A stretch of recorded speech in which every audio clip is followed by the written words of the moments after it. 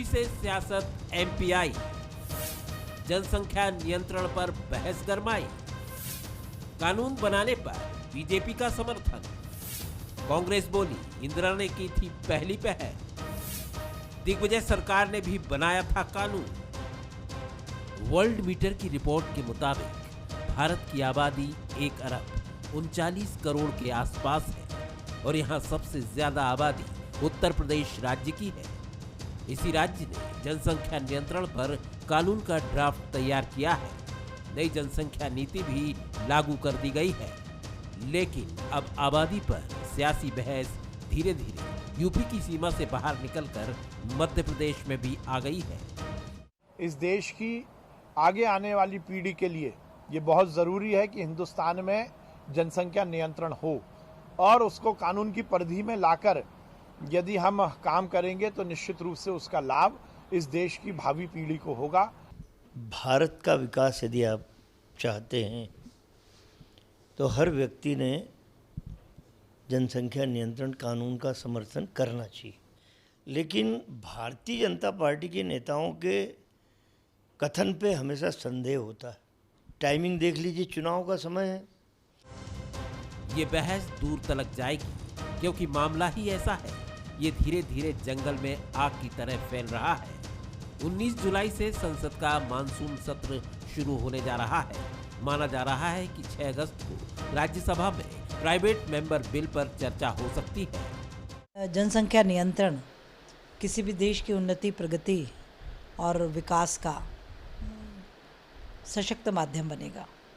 कि हमारी स्वर्गीय आदरणीय नेता पूर्व प्रधानमंत्री इंदिरा गांधी जी ने जनसंख्या नियंत्रण हेतु कार्यक्रम चलाया गया था और जनसंख्या नियंत्रण की अभी जो बात उत्तर प्रदेश से उठी है, जनसंख्या नियंत्रण का कानून राष्ट्रीय स्तर पर बनता है, कोई स्टेट नहीं बना सकती। कांग्रेस इसे इंदिरा गांधी की पहल बता रही है और एमपी में श्रेय दिग्विजय सरकार को भी दे रही है, लेकिन बताने वाले इसे बीजेपी का चुनावी सिगुफा भी करार दे रहे हैं। पूरा यूपी चुनाव का स्टैंड है। ये इसे प्रभावित करना है कि इनका कोई चर्चा विकास पे नहीं कराएंगे, ये कोई चर्चा कोरोना पे नहीं कराएंगे, गंगा की लाशों पे कोई चर्चा नहीं होगी। जिस तरह से अखाड़ों के साथ वहाँ पे दुर्व्यवहार हुआ कुंभ के दौरान, उस पर कोई चर्चा नहीं होगी। टेस्टिंग खराब हुई, उस पर कोई चर्चा नहीं होगी। ये सारी चर्चा सिर्फ इस धर्मांतरण के इस पर लाके कर दी जाए ताकि पूरा का पूरा दिमाग हमारी जनता का उधर चला जाए और विकास के मुद्दे पे हटाकर लोगों में पोलराइजेशन किया जाए, जिससे वोटों का बंटवारा हो जाए। ये केवल आइए अब आपको वो आंकड़े दिखाते हैं जिसे सरकार समस्या मान रही है। मौजूदा दौर की बात करें तो भारत की आबादी 1 अरब 39 करोड़ के आसपास है। उत्तर प्रदेश की आबादी 22 करोड़ से ज्यादा है। जनसंख्या के हिसाब से यूपी देश में पहले पायदान पर है। मध्य प्रदेश की जनसंख्या 8 करोड़ 45 लाख के आसपास है। वहीं देश में मध्य प्रदेश जनसंख्या के मामले में 6ठे नंबर पर है। इसी प्रदेश की 100 साल पहले आबादी 1 करोड़ 39 लाख थी। वहीं छत्तीसगढ़ की वर्तमान जनसंख्या की बात करें तो ये 2 करोड़ 90 लाख है। ये आबादी अपनी रफ्तार से बढ़ ही रही है। सोचिए, अब इतनी बड़ी आबादी के लिए खाना भी चाहिए, रहने के लिए मकान भी चाहिए। सरकार जो योजनाएं बनाती है उसकी पहुंच भी यहाँ तो हो। कुल मिलाकर देश की अर्थव्यवस्था ऐसी हो जो इस आबादी को उच्च मानक जीवन दे सके। लेकिन हम सब जानते हैं कि भारत का गरीबी हटाओ नारा कब से बुलंद किया जा रहा है। इंदिरा गांधी ने नसबंदी प्रोग्राम चलाया, गरीबी हटाने का नारा दिया। ये 1975 की बात है और आज 46 साल बाद 2021 में उसी जनसंख्या पर फिर बहस शुरू हुई है। आगे देखिए होता है क्या। यार, मैं हूं शरद द्विवेदी और आज का हमारा मुद्दा है मध्य प्रदेश में जनगण सियासत। सियासत तो है साहब, तो सियासत रहेगी।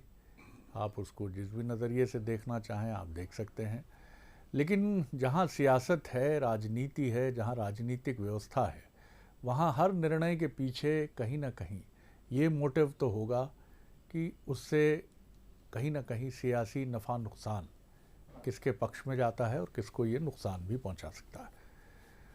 आबादी की अगर हम बात करें तो बेहिचक ये बात बिल्कुल सही है, नियंत्रण की बात है और आज से नहीं।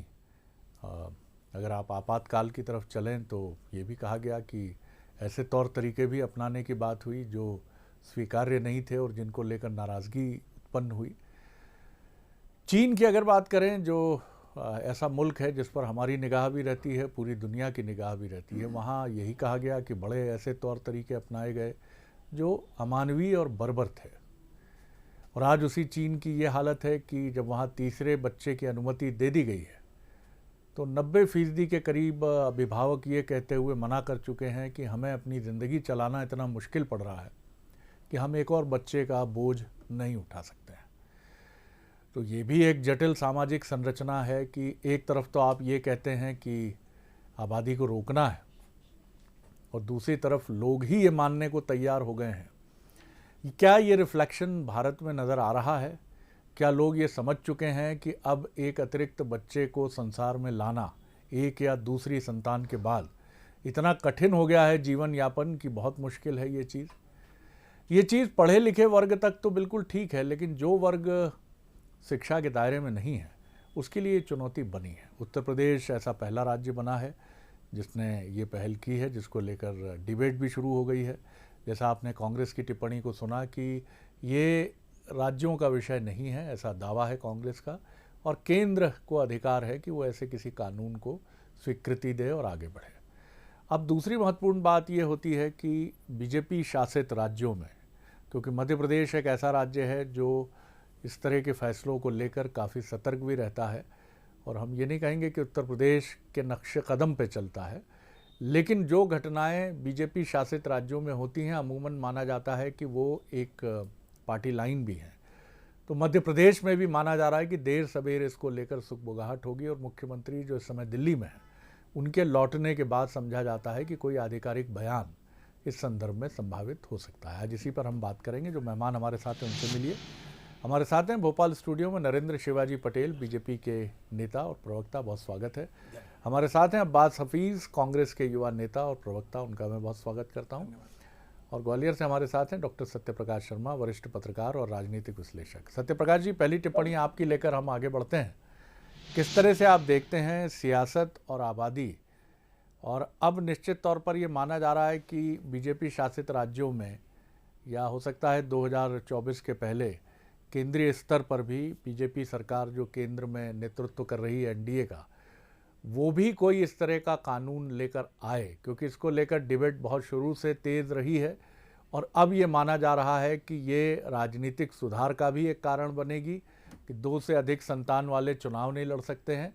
और इसी के साथ ये भी माना जा रहा है, कांग्रेस का तो ये भी आरोप है कि राजनीतिक ध्रुवीकरण के लिए है पूरी कोशिश। जी शरद जी, आपने बहुत अच्छी बात उठाई है कि जब भी कोई चीज आज की राजनीति में सरकारों के द्वारा लाई होती है तो उसके कुछ निहितार्थ होते हैं, और वो निश्चित रूप से राजनीतिक निहितार्थ होते हैं। मैं आपको एक स्टडी बताता हूं कि अगर 1951 से 2011 तक का सेंसस देखा जाए तो इस सेंसस में हम देखते हैं कि पॉपुलेशन का जो टोटल फर्टिलिटी जो रेट होता है दोस्तों समझो पर वुमेन बच्चे, उस समय 5.905 था। वो घटते घटते घटते घटते आज जो 11 का है वो 2.1 रह गया है। यानी कि पॉपुलेशन हमारी लगातार घटती जा रही है, यानी पॉपुलेशन घटेगी। और यूनिवर्सिटी, वॉशिंगटन यूनिवर्सिटी की एक वहां से जर्नल निकलता है, मेडिकल जर्नल, जिसका नाम है द लैंसेट। लैंसेट में एक रिपोर्ट छपी थी 2020 में, आपसे 1 साल पहले लगभग। उस रिपोर्ट में भी ये कहा गया कैसे 80 साल बाद यानी सन 2100 में इस भारत के परिप्रेक्ष्य में कहा था कि इसकी पॉपुलेशन घटकर 100 करोड़ रह जाएगी, यानी सीधी 39-30 करोड़ के लगभग उन्होंने घटना बताया था। तो फिर ये इसके लाने की आवश्यकता क्यों है? हाँ, लेकिन ये भी सही बात है कि यूपी ने इसकी शुरुआत की, आसाम ने इसकी शुरुआत की, और यूपी में आगामी 6 महीने में चुनाव है।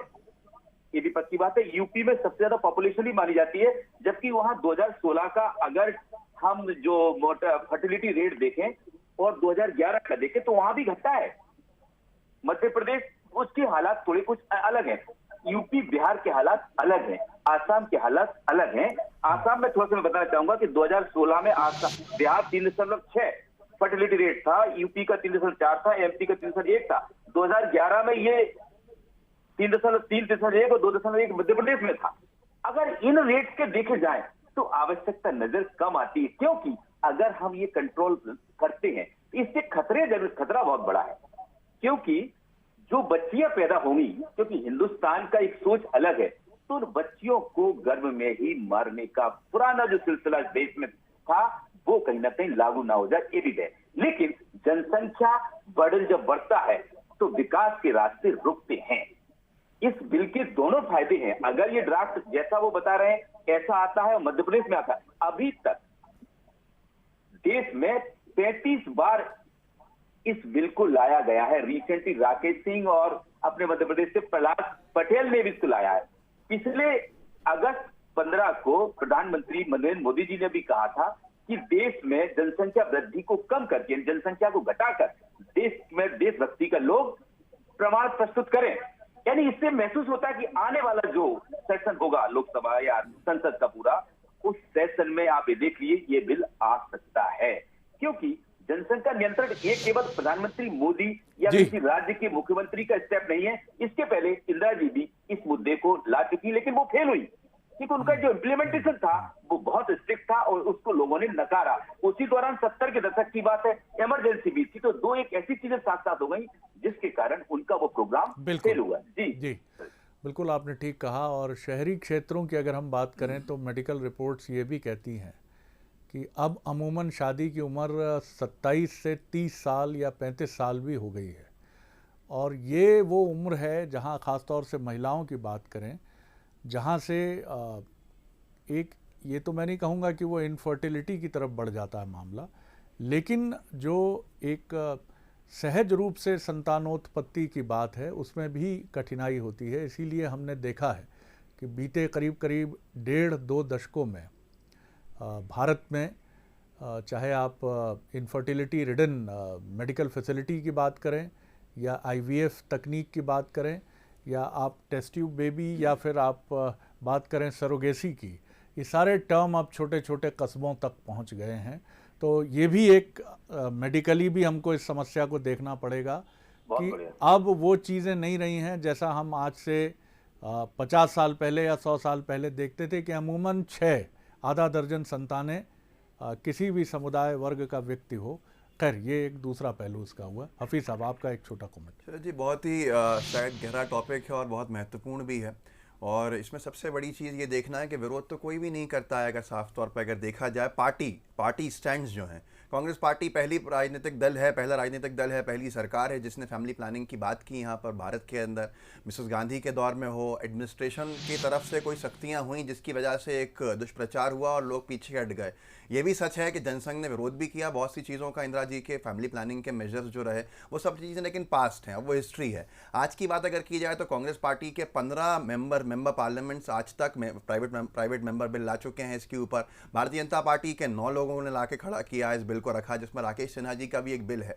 लेकिन आज सबसे महत्वपूर्ण चीज़ ये है कि पिछले 7 सालों में भी चर्चा नहीं हुई है सदन के अंदर इस पूरे के पूरे मामले के अंदर। जब ताई सुमित्रा महाजन जी अध्यक्ष थी लोकसभा की, तब आपको याद होगा 2 साल पहले ही 100 से ज़्यादा मेंबर पार्लियामेंट थे भारतीय जनता पार्टी के, उसमें सर्वाधिक थे जिन्होंने कहा था कि हम चर्चा चाहते हैं, पर भाजपा की सरकार में होते हुए चर्चा नहीं हुई। आज एक बात ज़रूर मानी जाएगी जो शर्मा जी ने कहा, मैं बहुत सहमत हूँ इस बात से, फर्टिलिटी रेट को लेकर 25 राज्य भारत के ऐसे हैं जिसके अंदर ये 2.2 ही है। तो शायद जागरूकता ही है जो पिछले कई सालों के अंदर हुई, पढ़ाई की लिटरेसी रेट बढ़ा, जिससे कि ये सारी चीज़ें संभव हुई। कांग्रेस पार्टी की सरकार भी रही, अटल जी की सरकार भी रही, उन सब के जो कलेक्टिव मेजर्स थे उसके बाद ये हुआ। और परिवर्तन की सबसे बड़ा उदाहरण मैं आपको, स्वागत योग्य कदम यह है, स्वागत योग्य जो दिख रहा है कि देखिए मोदी जी भी इसका समर्थन करते हैं, भले ही मोदी जी हों वो देखा जाए तो ये सारी चीज़ें एक अच्छे संकेत देती हैं। ये स्वागत योग्य इसलिए भी है, 6 भाई बहन मोदी जी के रहे, नरेंद्र मोदी जी के हैं, 5 भाई बहन योगी आदित्यनाथ जी के हैं, विश्वास सारंग जी कैलाश सारंग जी की 5 संतानों में से एक संतान है। अगर ऐसे घरों की तरफ से भी इस तरह के इसका समर्थन आता है और इसकी दिशा के अंदर आगे बढ़ना आता है, पार्टी के नजरिए से देखने की जरूरत नहीं है। है। मैं कहूंगा कि फिर ये मुझे बैलेंस करने के लिए आपकी पार्टी की तरफ नहीं, मैं कहूंगा कि ऐसे सब तरफ से अगर आता है तो अब हम खुद देख सकते हैं कि कितने आगे हम जा चुके हैं इस दिशा के अंदर कि हर कोई आज जो फैमिली है उसको छोटे साइज में देखना चाहता है। तो ऐसे तरफ से भी आना स्वागत योग्य, खुशी की बात है। जी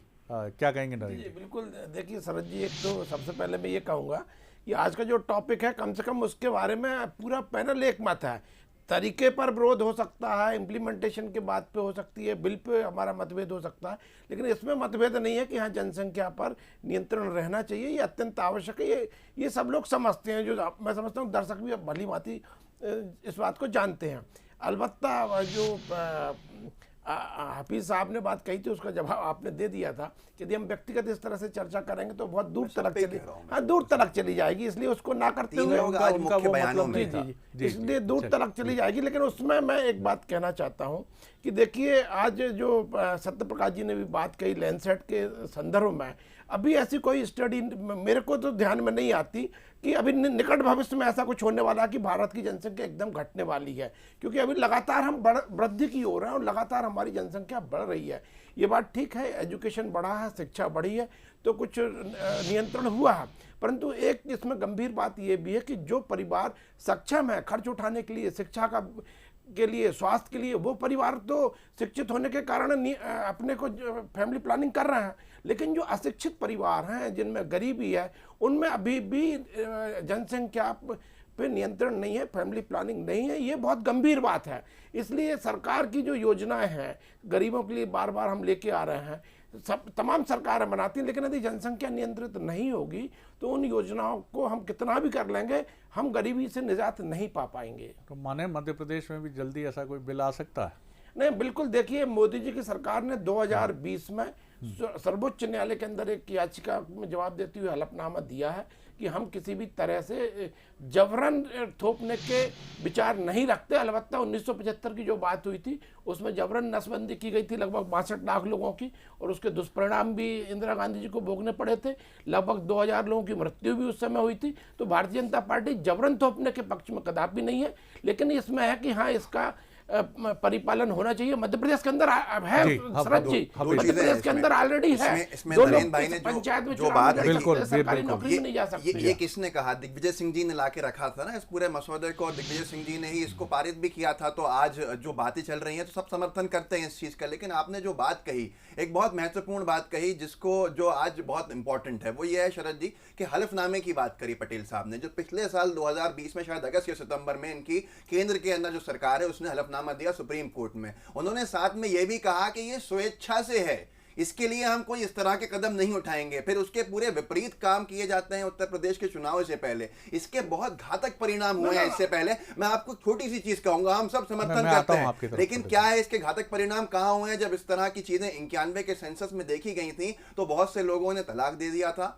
तीसरे बच्चे के बाद। बहुत सी इस तरह की चीजें आई थी जो हम कल्पना भी नहीं कर सकते। तो उसके लिए हमें जरूरत है जागरूकता की, और हमें जरूरत है हर तरफ देखने की कि दुष्परिणाम कहीं घरों को तोड़ने में नहीं चले जाए। जी ना, बिल्कुल। देखिए अभी भी यदि उत्तर प्रदेश में कुछ नियम बनाए गए हैं, जनसंख्या के नियंत्रण के लिए जो मसौदा रखा गया उसमें भी जबरन का कुछ नहीं है, स्वेच्छा का ही है। अलबत्ता इतना कर दिया गया है कि आप चुनाव नहीं लड़ पाएंगे, सरकारी नौकरी में नहीं आएंगे। और उसके लिए भी मैं एक बात यहाँ स्पष्ट कर देना चाहता हूँ कि आज की स्थिति में, बल्कि 1 साल और आगे तक की स्थिति में जो बच्चे पैदा होंगे उनकी काउंटिंग वो 2 के रूप में होने वाली है, या आज अधिक है तो उनको किसी भी सुविधा से वंचित नहीं किया जाएगा। आगे ना बने ये कहा जा रहा है कि साहब पंचायत चुनाव नहीं लड़ पाएंगे, विधानसभा क्यों लड़ने दिया जाएगा उनको, क्योंकि आपके सर्वाधिक प्रत्याशी वहां से हट जाएंगे। इस चीज के लिए अपने हिसाब से कर लीजिए, बिल बना लीजिए। कहिए ना विधानसभा में नहीं लड़ेंगे, कहिए लोकसभा में नहीं लड़ेंगे। इनके कम से कम 300 सांसदों के अंदर से आपके 300 सांसदों में से आप जानते हैं 125 के आसपास सांसद ऐसे हैं भाजपा के जो 3 से आगे हैं।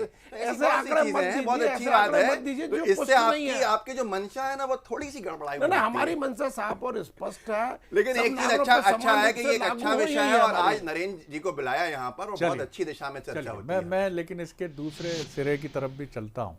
देखिए विचार हर सिरे पर होना चाहिए। मैं भी बिल्कुल दृढ़ समर्थक हूँ कि संसाधनों के मुताबिक ही आबादी किसी भी देश की हर दृष्टि से अनुकूल है, चाहे आर्थिक पैरामीटर्स हों। लेकिन क्या ये भी संभव नहीं है कि आगे आबादी बढ़ने से हम सारी चीज़ों को रोकें? बिल्कुल ठीक है, और बहुत डेमोक्रेटिक तरीके से और बहुत ही मानवीय तरीक़ों से हम आगे बढ़ें। और जो हमारी आबादी है, क्या ये हमारी ताकत नहीं बन सकती है? दुनिया में हम उन चुनिंदा मुल्कों में से हैं। डॉक्टर सत्यप्रकाश, ये सवाल आपके लिए है, जो खेती किसानी में जिनका प्रतिशत जिन मुल्कों का सबसे अधिक है, मैन पावर हमारे पास बहुत अधिक है। इस मैन पावर को अगर हम स्किल करते हुए खेती की तरफ हम लेकर आते हैं तो न सिर्फ उनकी विपन्नता दूर होगी बल्कि मुल्क की समृद्धि भी बढ़ेगी।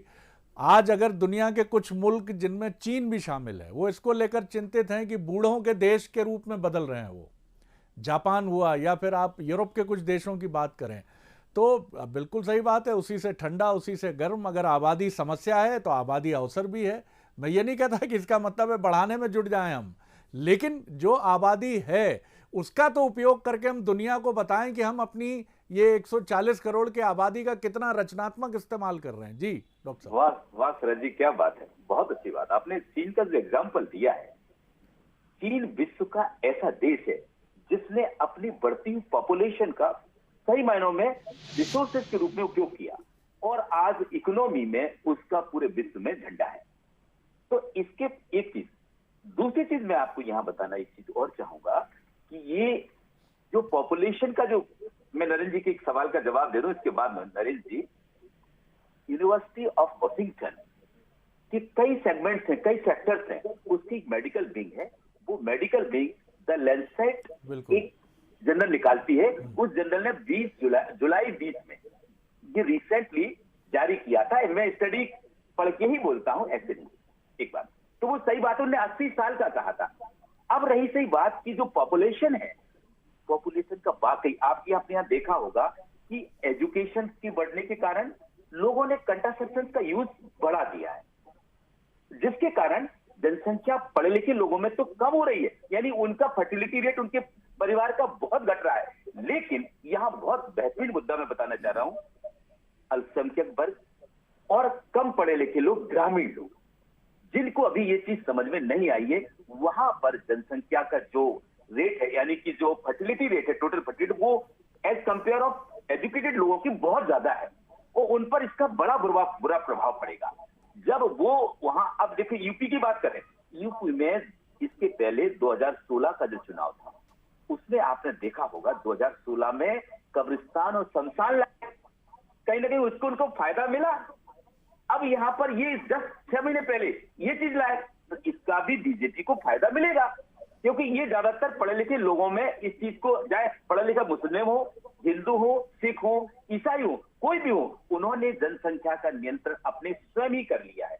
लेकिन ये बिल्कुल बहुत अच्छी बात है कि रिसोर्सेज की कमी की पूर्ति को अगर सरकारें ऐसा पॉलिसी लाए, ऐसा प्लान करें, ऐसा ब्लूप्रिंट तैयार करें जिससे इनका उपयोग करके हम भी चाइना को आगे क्रॉस कर सकते हैं। लेकिन ये समस्या चाइना जैसी हिंदुस्तान में ना बन जाए, क्योंकि अब चाइना में लोग जनसंख्या बढ़ाने की तरफ जा रहे हैं, क्योंकि उनकी सरकारें प्लान कर रही है कि जनसंख्या बढ़ाना चाहिए। हमने तो बेटियों को बचाने के लिए मध्य प्रदेश, शिवराज सिंह की मैं हर बार इस चीज की तारीफ करता हूं कि वो चीज लाए कि उन्होंने पूरे प्रदेश को एक आवाज दी और उस आवाज को सबने अपनाया कि बेटियों को रक्षा करने। इससे मुझे जो मेरा एनालिसिस है, मेरी जो स्टडी है, उसके हिसाब से मुझे लगता है कि जनसंख्या नियंत्रण होगा तो देश में बेटियों के लिए खतरा है। ये बहुत बारीकी से देखा जाने वाला विषय है और इसको किसी भी वर्ग से, किसी समुदाय से, किसी देश के राज्य से जोड़कर देखना बिल्कुल उचित नहीं होगा। इससे हम सभी सहमत हैं, चाहे बीजेपी हो, चाहे कांग्रेस हो या तमाम पॉलिटिकल पार्टी हो, पॉलिटिकल विजन हो। महत्वपूर्ण बात यही है कि ये सारी चीज़ें एक डेमोक्रेटिक कंट्री में जिस तरह से डिबेट, बहस और उसके बाद सबको भरोसे में लेकर किया जाता है, क्योंकि जैसा हमारे पास एक उदाहरण है 1975 का, जिस पर बहुत आरोप लगे कि नसबंदी को एक ऐसे प्रोग्राम में बदल दिया गया जो लोगों की इच्छा के विरुद्ध था, क्योंकि ये एक ऐसे विषय हैं। और चीन में भी ये आरोप लगा 70 और 80 के दशक में, वहाँ तो आगे बढ़कर माफ़ कीजिएगा, खैर उनमें जाने की ज़रूरत नहीं है। जो स्टडी कहती हैं वो आरोप यही चीन में लगे कि बहुत अमानवीय तरीके अपनाए गए और जिसका उस जनरेशन ने बहुत मानसिक संत्रास भुगता। तो ये बहुत संवेदनशील विषय है और बिल्कुल ठीक बात है कि आबादी कम करना जितना ज़रूरी है उतना ही ज़रूरी ये भी है कि जो भी आबादी आपकी है उसके लिए आगे बढ़ने के समान अवसर उत्पन्न करना। और ये बिल्कुल ठीक बात है कि चीन ने, क्योंकि आज दुनिया में सबसे सस्ता मैन पावर अगर किसी कंट्री में है तो वो चीन है और भारत है, क्योंकि आपके पास यही आबादी जिसको आप कमज़ोरी मानते हैं, आज आपके हमारे घरों में हर काम के लिए साधारण तौर पर हमें सहायक उपलब्ध हो जाते हैं और यही सहायक अगर आप अमेरिका में और इंग्लैंड में ढूंढते हैं तो कितने डॉलर्स आपको भुगतान करने पड़ते हैं, आपके पसीने छूट जाते हैं। तो ये सारी चीज़ें अगर हमारी ताकत बनती हैं तो इनको ताकत बनाया जाना चाहिए।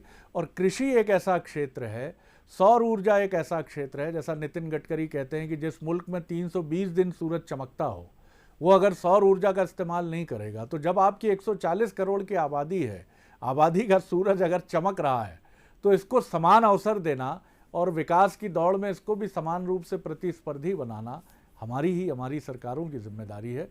समान रूप से देखें इस विषय को और बिना किसी विवादों के गर्दो गुबार के आगे बढ़ें। बहुत शुक्रिया नरेंद्र जी, बहुत शुक्रिया अब्बास हफीज़ साहब, बहुत धन्यवाद डॉक्टर सत्यप्रकाश शर्मा जी, नमस्कार।